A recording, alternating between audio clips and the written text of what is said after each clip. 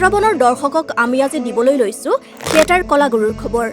এইবাৰ নাট্যগোষ্ঠীটোৱে ভৰি দিছে তৃতীয় নাট্যবৰ্ষত। ভ্ৰাম্যমানৰ জগতত দলটো বহু পুৰণি নহয় যদিও বিগত 2টা বছৰত তেওঁলোকে লাভ কৰিছে ৰাইজৰ বহু সমাদৰ। 2026-27 নাট্যবৰ্ষতো দৰ্শকৰ মন জয় কৰিবলৈ নতুন ৰূপত সাজু হৈছে থিয়েটাৰ দলটো।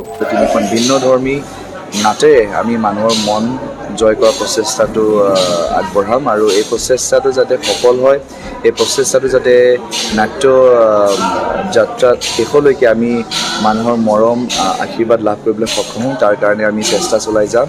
প্ৰযোজক ধ্ৰুৱজ্যোতি তালুকদাৰৰ তত্বাৱধানত থিয়েটাৰ কলাগুৰুৰ মঞ্চত এইবাৰ চাবলৈ পাব অভিজিত ভট্টাচাৰ্যৰ মনত জ্বলে হোমৰ জুই, মন্দিৰৰ বলিহাল আৰু ভাস্কৰজ্যোতি শৰ্মাৰ জোনাকৰ জুনুকা শীৰ্ষক নাটককেইখন।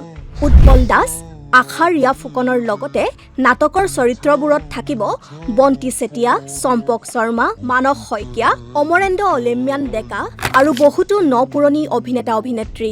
2026-27 নাট্যবৰ্ষৰ বাবে থিয়েটাৰ কলাগুৰুৰ এই নতুন নাট্যযাত্ৰালৈ থাকিল আমাৰো আন্তৰিক শুভেচ্ছা। চিত্ৰবন।